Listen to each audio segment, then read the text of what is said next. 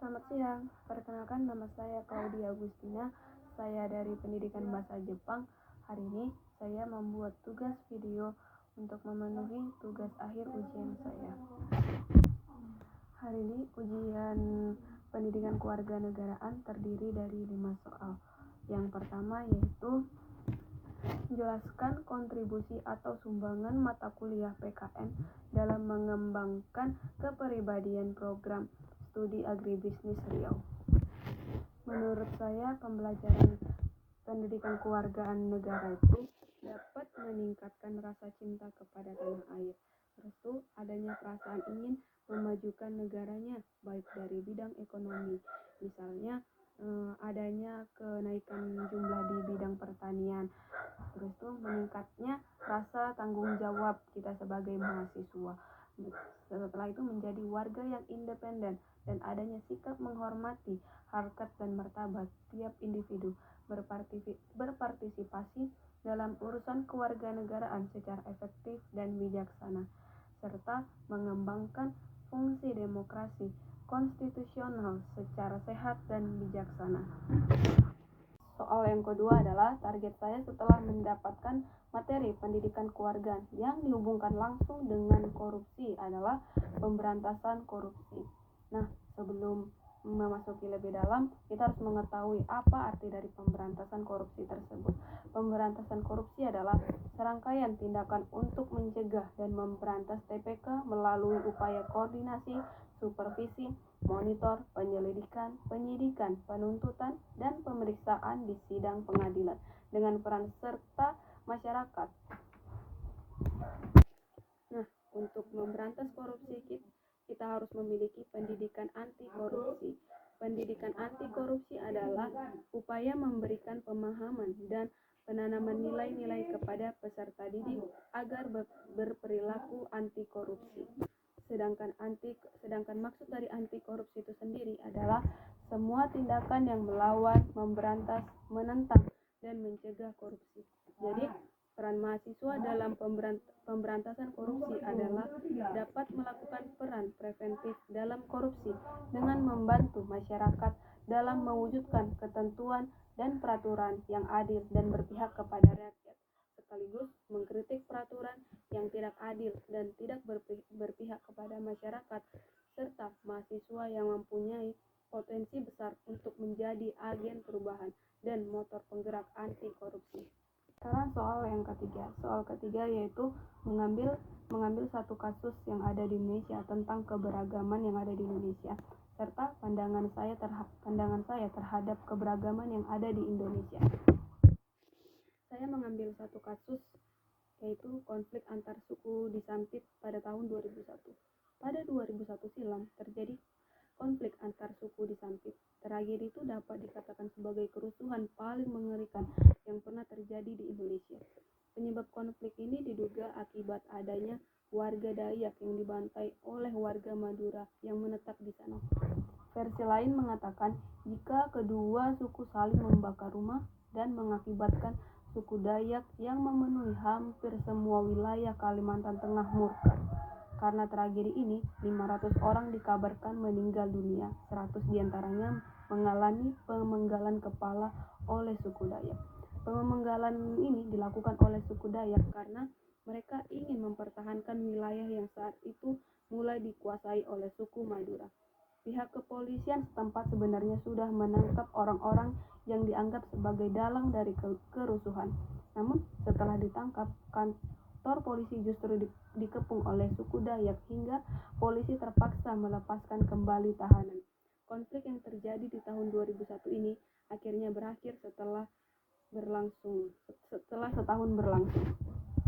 Pandangan saya menurut keberagaman yang ada di Indonesia pada saat ini sebenarnya masih banyak adanya konflik yang terjadi di Indonesia.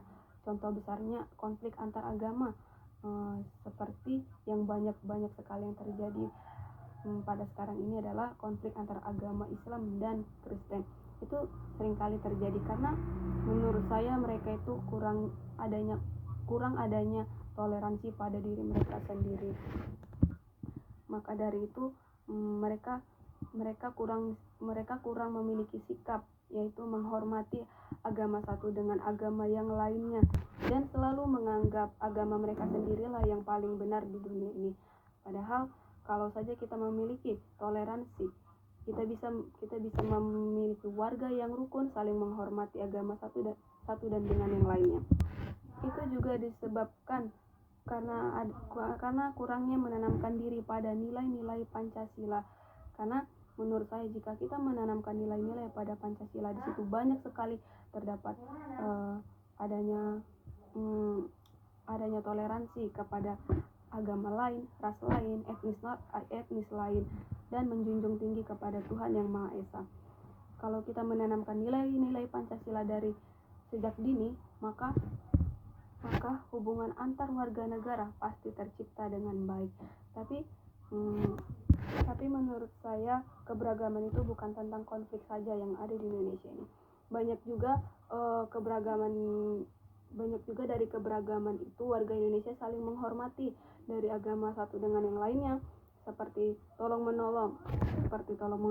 Contohnya menjenguk tetangga meskipun dia berbeda dari orang tersebut, berbeda dari segi agama, ras, suku. Itu merupakan rasa sikap toleransi. Menurut saya itu pandangan saya tentang keberagaman. Terima kasih. Soal nomor 4 yaitu upaya apa yang harus dilaksanakan dalam rangka sosialisasi pengembangan wawasan Nusantara tersebut. Yang pertama yang kita bahas adalah apa maksud dari wawasan Nusantara. Wawasan Nusantara adalah geopolitik Indonesia, berwawasan dua arah yaitu keluar dan ke dalam. Pancasila dan pembukaan Undang-Undang Dasar 1945 menetapkan nilai intrinsik yang mendasari wawasan Nusantara, yang nilai integrasi yang ditujukan pada kehidupan internal bangsa maupun kehidupan antar bangsa. Nah, upaya apa yang harus dilaksanakan dalam rangka sosialisasi pengembangan wawasan Nusantara tersebut? Yang pertama, harus memiliki sikap disiplin. Yang kedua, mentaati aturan yang berlaku di lingkungannya sendiri. Yang ketiga, mampu bekerja sama dengan semua orang. Yang keempat, menerapkan toleransi terhadap perbedaan yang ada. Yang kelima, mengutarakan persatuan dan dengan membina kerukunan. Hanya itu jawabannya. Terima kasih. Soal yang kelima adalah hubungan antar warga negara dan negara dan hak dan kewajiban warga negara.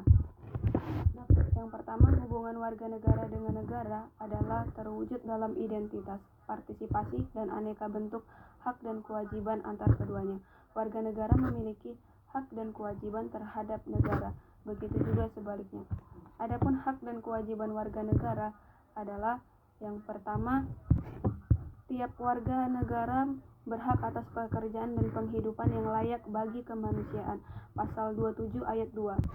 Yang kedua, setiap orang berhak untuk hidup serta berhak mempertahankan hidup dan kehidupannya. Pasal 28A. Yang ketiga, hak untuk membentuk keluarga dan melanjutkan keturunan melalui perkawinan yang sah. Pasal 28B ayat 1. Yang keempat, setiap anak berhak atas kelangsungan hidup, tumbuh dan berkembang. Setelah itu, hak untuk mengembangkan diri dan melalui pemenuhan kebutuhan dasarnya dan berhak mendapatkan pendidikan, ilmu pengetahuan dan teknologi, seni dan budaya demi meningkatkan kualitas hidupnya demi kesejahteraan hidup manusia. Pasal 28C ayat 1. Yang kelima, hak untuk memajukan dirinya dalam memperjuangkan haknya secara kolektif untuk membangun masyarakat, bangsa, dan negaranya. Pasal 28C ayat 2. Yang keenam, hak untuk pengakuan, jaminan, perlindungan, dan kepastian hukum yang adil serta perlakuan yang sama di depan hukum. Pasal 28D ayat 1. Yang keenam, hak untuk mempunyai hak milik pribadi, hak untuk hidup, hak untuk tidak disiksa, hak kemerdekaan pikiran, dan hak hati nurani, hak beragama, hak untuk tidak diperbudak, hak untuk diakui sebagai pribadi di hadapan hukum, dan hak untuk tidak dituntut atas dasar hukum yang berlaku. Surut adalah hak asasi manusia yang tidak dapat dikurangi dalam keadaan apapun. Pasal 28 ayat 1. Setelah itu, kewajiban warga negara sebagai berikut. Wajib mentaati hukum dan pemerintahan, diambil dari pasal 27 ayat 1. Pasal 27 ayat 1 Undang-Undang 1945 berbunyi, segala warga negara bersamaan kedudukannya di dalam hukum dan pemerintahan dan wajib menjunjung hukum dan pemerintahan itu dengan tidak ada kecualinya. Wajib ikut serta dalam upaya pembelaan negara. Pasal 27 ayat 3 Undang-Undang 1945 menyatakan setiap warga negara berhak dan wajib ikut serta dalam upaya pembelaan negara, yang wajib menghormati hak asasi manusia orang lain. Setelah itu pasal 28J ayat 1 mengatakan setiap orang wajib menghormati hak asasi manusia orang lain. Yang setelah itu wajib tunduk kepada pembatasan yang ditetapkan dengan undang-undang. Pasal 28J ayat 2 menyatakan dalam menjalankan hak dan kebebasannya setiap orang wajib tunduk kepada pembatasan yang ditetapkan dengan undang-undang dengan maksud untuk menjamin pengakuan serta penghormatan atas hak kebebasan orang lain dan untuk memenuhi tuntutan yang ada sesuai dengan pertimbangan moral, nilai-nilai agama, keamanan, dan ketertiban umum dalam suatu masyarakat demokratis. Wajib ikut serta dalam usaha pertahanan dan keamanan negara. Pasal 30 ayat 1 Undang-Undang 1945 menyatakan tiap-tiap warga negara berhak dan wajib ikut serta dalam usaha pertahanan dan keamanan negara. Terima kasih.